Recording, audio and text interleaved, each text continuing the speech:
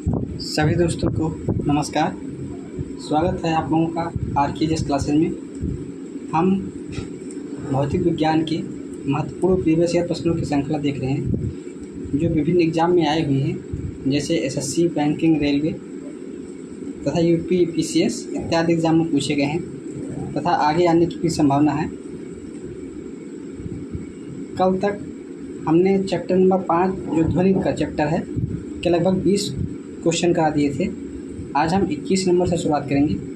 तो आइए देखते हैं आज का पहला क्वेश्चन, यानी क्वेश्चन नंबर 21 क्या कहता है।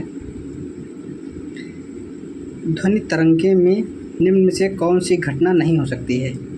यानी जो ध्वनि तरंगे होती हैं उनमें कौन सी घटना नहीं हो सकती है।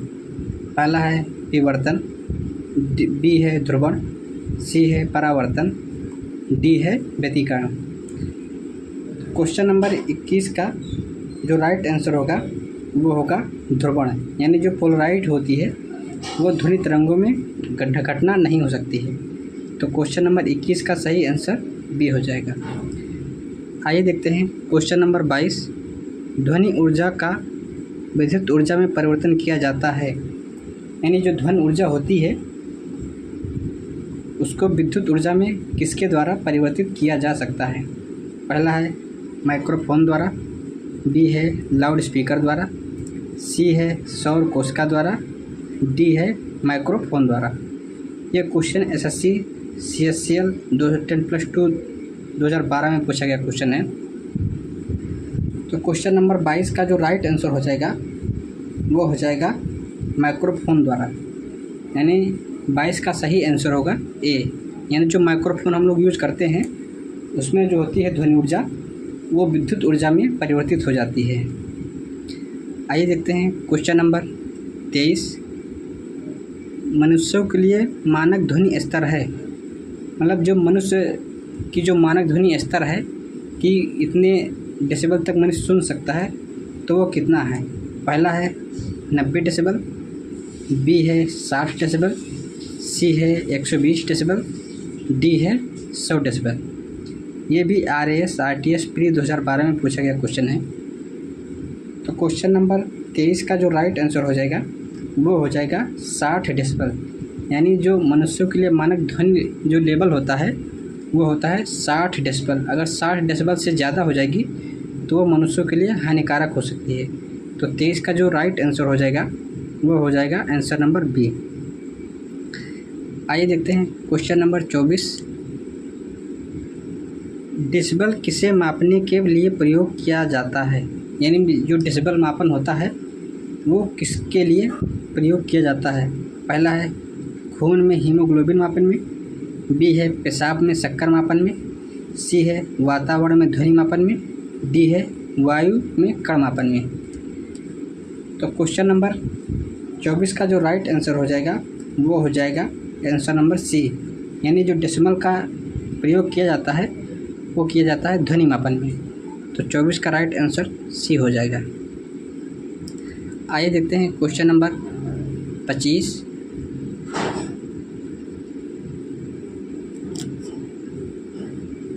पराशक्ति तरंगों के बारे में निम्नांकित कथनों पर विचार कीजिए। यानी जो इंफ्रासोनिक तरंगे होती हैं उन्हें बताना है कौन से कथन सही हैं। पहला कथन है ये कीड़ों को नष्ट कर सकती हैं, 2 है ये कपड़ों से धूल हटाकर उन्हें साफ कर सकती हैं, तीसरा है इनका उपयोग बीमारियों के उपचार के लिए किया जा सकता है, चौथा है ये स्वचालित दरवाज़ों को नियंत्रित कर सकती हैं। तो उपरोक्त कथनों में से पहला है 1 और 2 सही हैं, बी है 3 और 4 सही है, सी है 1, 2 और 3 सही है, डी है सभी सही हैं। तो क्वेश्चन नंबर 25 का जो राइट आंसर हो जाएगा वो हो जाएगा सभी सही हैं। यानी जो इंफ्रासोनिक वेव का जो प्रयोग किया जाता है वो सभी के लिए किया जाता है, जैसे कीड़ों को नष्ट करना, कपड़ों से धूल हटाना और बीमारियों में तथा स्वचालित दरवाज़ों को नियंत्रित करने में। तो क्वेश्चन नंबर 25 का जो राइट आंसर हो जाएगा वो हो जाएगा आंसर नंबर डी। आइए देखते हैं क्वेश्चन नंबर 26। ध्वनि का वेग अधिकतम होता है। पहला है वायु में, बी है द्रव में, सी है धातु में, डी है निर्वात में। तो क्वेश्चन नंबर 26 का जो राइट आंसर हो जाएगा वो हो जाएगा धातु में। यानी जितनी भी ठोस चीज़ें हैं जैसे लोहा हो गया, एल्युमिनियम हो गया आदि जैसे ठोस चीज़ें हैं उनमें जो ध्वनि का वेग होता है वो अधिकतम होता है। तो इसका 26 का राइट आंसर सी हो जाएगा। आइए देखते हैं क्वेश्चन नंबर 27। निम्न द्रव्यों में से ध्वनि सबसे तेज़ यात्रा करती है। पहला है स्टील में, बी है वायु में, सी है निर्वात में, डी है जल में। ये भी एसएससी सीजीएल टायर 1 एग्ज़ाम 2011 में पूछा गया क्वेश्चन है। तो क्वेश्चन नंबर 27 का जो राइट आंसर हो जाएगा वो हो जाएगा स्टील में। यानी स्टील जो होती है एक धातु होती है जो कि ठोस होती है। तो जो ध्वनि की चाल जो सबसे ज़्यादा होती है वो होती है ठोस चीज़ों में। तो क्वेश्चन नंबर 27 में जो ठोस चीज़ है वो है स्टील। तो राइट आंसर 27 का हो जाएगा आंसर नंबर ए। आइए देखते हैं क्वेश्चन नंबर 28। शिकार पर बच्चियों या बाधाओं का पता लगाने के लिए चमगादड़ अथवा डॉल्फिन किस परिघटना का प्रयोग किया जाता है। पहला है ध्वनि का अपवर्तन, बी है विस्पंदों का बनना, सी है ध्वनि का प्रकीर्णन, डी है प्रतिध्वनि निर्धारण। यह भी एसएससी सीजीएल टायर 1 एग्ज़ाम 2011 में पूछा गया क्वेश्चन है। तो क्वेश्चन नंबर 28 का जो राइट आंसर हो जाएगा वो हो जाएगा प्रतिध्वनि निर्धारण। प्रतिध्वनि मतलब होता है कि ध्वनि का रिफ्लेक्शन, माने ध्वनि का वापस आना। तो इससे क्या होता है कि जो परभक्षी होते हैं वो अपना शिकार ढूंढ लेते हैं। तो 28 का जो राइट आंसर हो जाएगा वो हो जाएगा आंसर नंबर डी।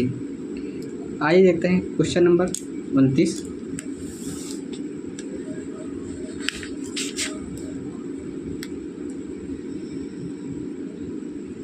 विश्व स्वास्थ्य संगठन के अनुसार एक नगर के लिए सुरक्षित ध्वनि प्रदूषण स्तर है।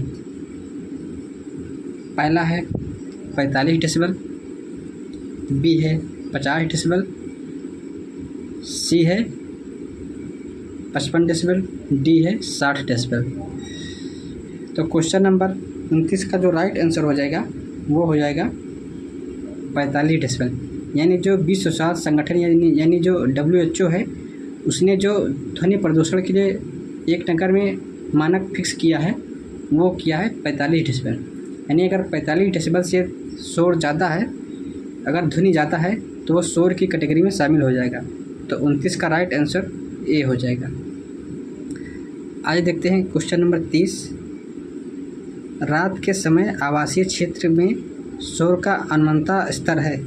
यानी जब रात होती है तो उसमें शोर का स्तर कितना होता है।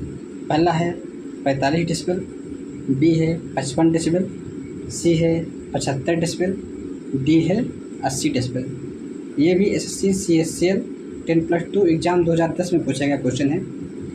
तो क्वेश्चन नंबर 30 का जो राइट आंसर हो जाएगा वो हो जाएगा 45 डेसिबल। यानी इसका सही आंसर ए हो जाएगा। आइए देखते हैं क्वेश्चन नंबर 31। एक जैव पद्धति जिसमें पराश्रव ध्वनि का उपयोग किया जाता है। पहला है सोनोग्राफी में, बी है ECG में, सी है EEG में, डी है एक्सरे में। तो क्वेश्चन नंबर 31 का जो राइट आंसर हो जाएगा वो हो जाएगा सोनोग्राफी में। यानी जैव पद्धति है जिसमें जो इंफ्रासोनिक वेव्स का उपयोग किया जाता है वो किया जाता है, इंफ्रासोनिक साउंड का उपयोग किया जाता है वो किया जाता है सोनोग्राफी में। इसका राइट आंसर ए हो जाएगा। आइए देखते हैं क्वेश्चन नंबर 32।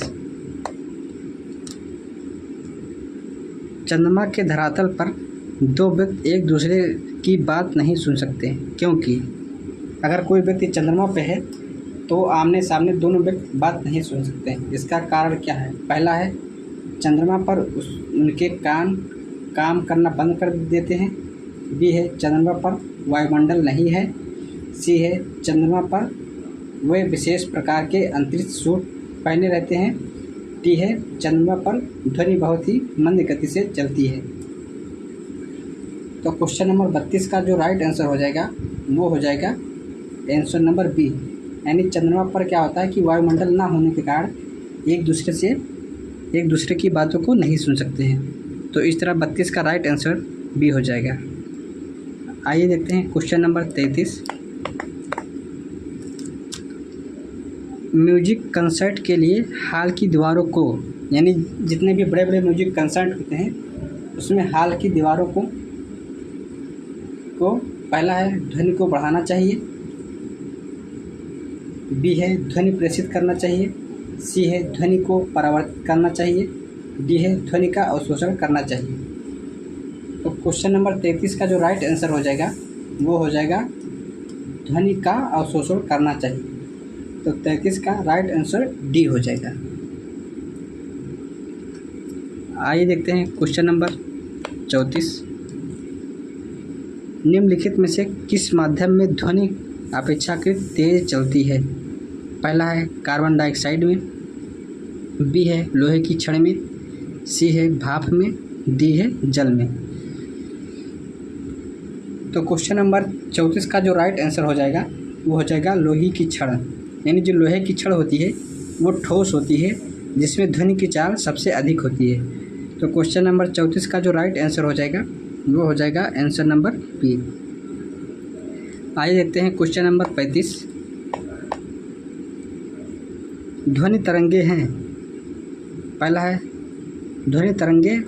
है निर्वात में चल सकती हैं, बी है केवल ठोस माध्यमों में चल सकती हैं, सी है केवल गैसों में चल सकती हैं, डी है ठोस तथा गैस दोनों माध्यमों में चल सकती है। तो क्वेश्चन नंबर 35 का जो राइट आंसर हो जाएगा वो हो जाएगा डी, यानी जो ध्वनि तरंगे होती हैं वह ठोस तथा गैस दोनों माध्यमों में चल सकती है। तो 35 का जो राइट आंसर हो जाएगा वो हो जाएगा आंसर नंबर डी। आइए देखते हैं आज का आखिरी क्वेश्चन, यानी क्वेश्चन नंबर 36। निम्नलिखित में से किसका ध्वनि के वेग पर कोई प्रभाव नहीं पड़ता है? पहला है दाब का, बी है तापमान का, सी है आर्द्रता का, डी है घनत्व का।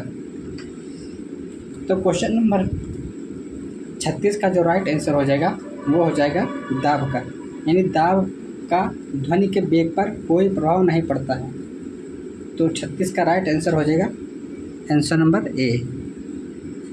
तो आज के लिए इतना ही, कल एक और नए चैप्टर के साथ मिलेंगे। तब तक आप लोग वीडियो को पूरा देखिए, लाइक कीजिए तथा शेयर कीजिए। कल फिर मिलेंगे, तब तक के लिए नमस्कार, जय हिंद, वंदे मातरम।